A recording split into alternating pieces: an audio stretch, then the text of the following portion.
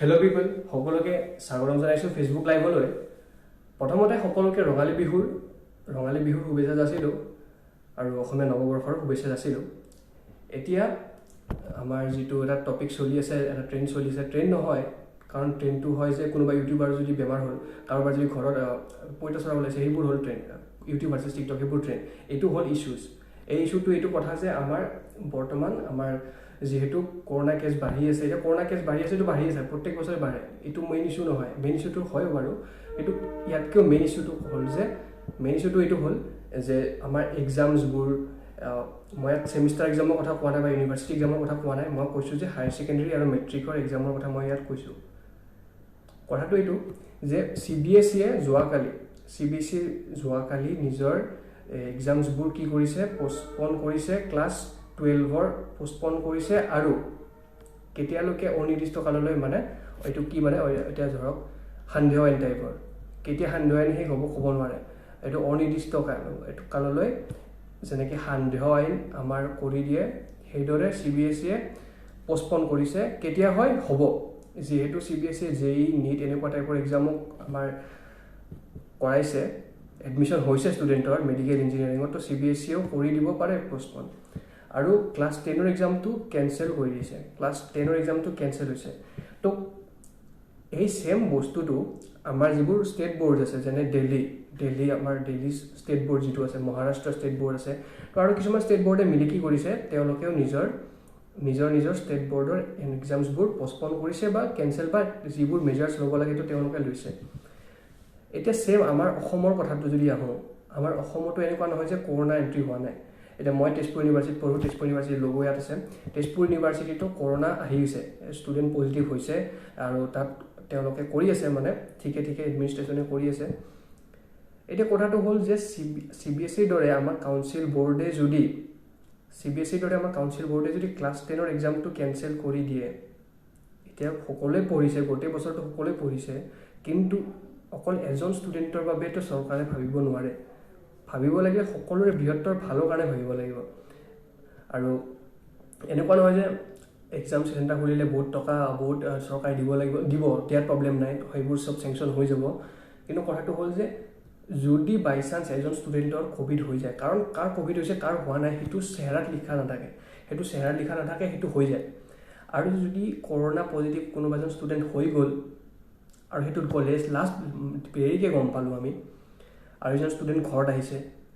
আৰামছে শুইছে, ভাত খাইছে, পঢ়িছে, আৰু ষ্টুডেণ্টজনটো ঘৰত অকলে নাথাকে, ষ্টুডেণ্টজনৰ ঘৰত থাকিব মা দেউতা থাকিব, ককা আইতা থাকিব, ভাই ভণ্টি থাকিব, বা কাৰোবাৰ ভাড়া ঘৰৰ মানুহ থাকিব পাৰে, বুজিছে? তো তেওঁলোককো যদি ইনফেক্ট কৰি দিয়ে বাই চান্স, তো কি হ'ব? এইটো ইয়াৰ মেজাৰ্ছটো কোনে ল'ব? এইটোতো এনেকুৱা হ'ল যে বেল মুঝে মাৰ এনেকুৱা টাইপৰ, বুজিছেনে? এইটো তেনেকুৱা হৈ যাব। এতিয়া ডিচিশ্যনটো মই ল'ব নোৱাৰোঁ, ডিচিশ্যনটো ল'ব আমাৰ ষ্টেট গভৰ্ণমেণ্ট, এডুকেশ্যন ডিপাৰ্টমেণ্ট, তেওঁলোকে ল'ব। আৰু তেওঁলোকে যিহেতু ল'ব সকলোৰে ভালৰ কাৰণে ল'ব, মই এইটোৱেই ৰিকুৱেষ্ট কৰিম চৰকাৰক যে যাতে এটা মানে অ'পেন প্লেটফৰ্মত ষ্টুডেণ্টসকলক, অ'পেন প্লেটফৰ্ম য'ত মানে সকলোৱে নিজৰ মতামত, যেনেকৈ ভোটিং কৰে, আমি যিহেতু লাষ্ট কেইদিনমান আগতে আমি ভোট দিলোঁ, তো ভোটত কি হয় যে আমি সকলোৱে নিজৰ যিটো আমাৰ অপিনিয়নটো আমি দাঙি ধৰিব পাৰোঁ in the form of vote. তো এক্সামৰ কথাও চৰকাৰে কি কৰিব লাগে, এটা মানে অ'পেন প্লেটফৰ্ম দি, বা ধৰক এটা ৱেবছাইট বনাই, বা এটা কিবা ফৰ্ম টাইপৰ দি, সেই ফৰ্মখিনি গোটেই আমাৰ যিমানখিনি কলেজ আছে, চৰকাৰী হওক বা প্ৰাইভেট হওক, তো এই সকলোকে কি কৰিব লাগিব, ডিষ্ট্ৰিবিউট কৰি দিব লাগে। এতিয়া কেনেকৈ কৰিব লাগে এইটো কাম চৰকাৰৰ কাম, এইটো ইয়াত মই নাজানো কেনেকৈ কৰিব, কিন্তু কৰিব পাৰে, ইয়াত কোনো নোৱাৰা কাম নহয়। কোনোবা ৱেবছাইট ডেভেলপাৰ কোনোবা পাৰিব, কোনোবাই এইবোৰ যদি ইণ্টাৰনেটৰ কাম ভালকৈ জানে, তো চৰকাৰে এইবোৰ চৰকাৰৰ কাম, এইবোৰ তেওঁলোকে জানিব ভালকৈ। তো মেইন কথাটো কি যে ষ্টুডেণ্টৰ পৰা গাৰ্জেনৰ পৰা, মেইন কথাটো গাৰ্জেন, তো গাৰ্জেনৰ পৰা তেওঁলোকে মানে পৰামৰ্শ ল'ব লাগে যে কি কৰিলে ভাল। কাৰণ এতিয়া বোলে মই পৰীক্ষা দিলোঁ, মই থৰি না মই কোনোবা এই ক'ভিড চেণ্টাৰৰ পৰা পৰীক্ষা দিম, বা বোলে মোৰ 6টা এক্সাম আছে, 5টা এক্সাম আছে, প্ৰথম ইংলিছৰ এক্সামটো দিলোঁ, নেক্সট আছে ছ'চিয়েল ছায়েন্স, মই ইংলিছৰ এক্সাম দি মই কোনোবা ক'ভিড কি বুলি কয় ট্ৰেনজিট কেম্পত গ'লোঁ, তাতে ৰাতিটো থাকিলোঁ, 3 দিন পিছত আকৌ আহি এক্সামটো দিলোঁ, এনেকুৱাতো নহয়। সকলোৱে নিজৰ ঘৰত যাব, এইটোৱেই কথা। তো চৰকাৰে কি কৰিব লাগে, মই যিটো ভাবোঁ যে এটা অ'পেন প্লেটফৰ্ম এটা ক্ৰিয়েট কৰি, য'ত সকলোৱে নিজৰ যেনেকৈ ভোট টাইপৰ তেনেকুৱা কৰিব পাৰে আৰু নিজৰ পৰামৰ্শ নিজৰ গাৰ্জেনসকলে যিটো CBSE যিটো ভালকৈ কৰিব পাৰিছে তো আমাৰ অসম চৰকাৰেও যাতে এইটো কৰে আৰু বাই চান্স যদি এক্সাম পোষ্টপন হয় বাই চান্স যদি এক্সাম একো নহয় চব টাইমতে হ'ব মে'তে হ'ব জুনতে হ'ব চব যদি একে টাইমত হ'ব লাগে তো ষ্টুডেণ্টে কি কৰিব পাৰে তো এটাত উপায় নাই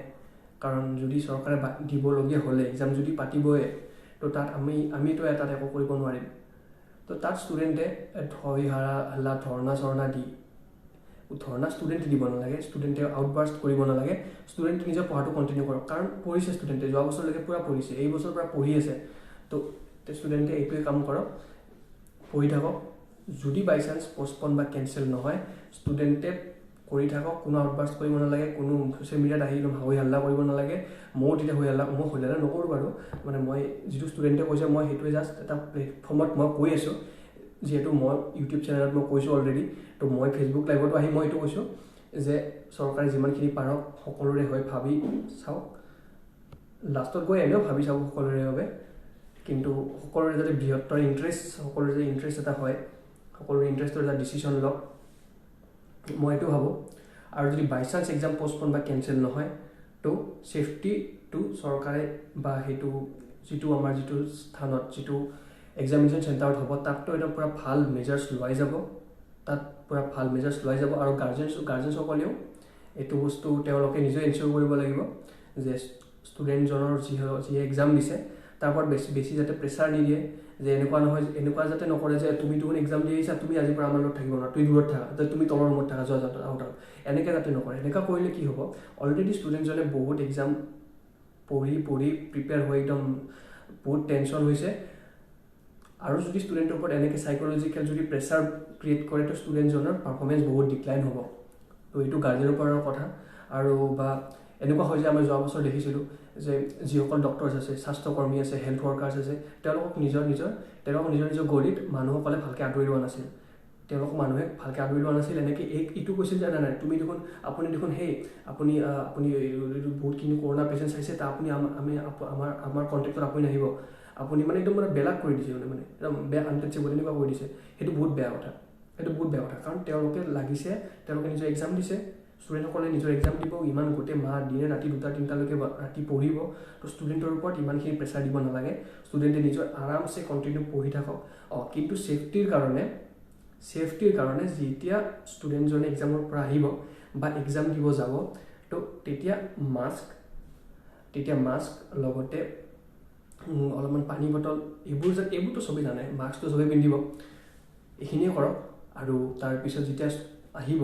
এক্সাম চেণ্টাৰত আহিটো নহয় যে তুমি কৰোণা পজিটিভ হ'ব পাৰা তুমি দূৰত থাকা নাই এনেকুৱা নহয় ভালকৈ আহি ষ্টুডেণ্টজনক ভালকৈ মানে খোৱা বোৱা এইটোতো মাক দেউতাকে জানিব কি কৰিব লাগে এইটো মই ক'ব নালাগে তাৰপিছত আকৌ কি কৰিব পাৰে ষ্টুডেণ্টজনক ভালকৈ ভাল হৈছে নে পৰীক্ষা এনেকুৱা সুধি জাষ্ট একদম চিম্পলকৈ ৰাখি তাৰপিছত ষ্টুডেণ্টজনক বাথৰুমত যাওঁ তুমি ফ্ৰেছ হৈ লোৱা তুমি একদম আৰামছে তুমি এতিয়া পঢ়া তুমি অলপমান খাই লোৱা শুই লোৱা তাৰপৰা তুমি পঢ়া এইখিনি মই ডিছকাছ কৰিছোঁ কিয় যদি বাই চান্স এক্সাম কেঞ্চেল বা পষ্টপন নহয় তেতিয়া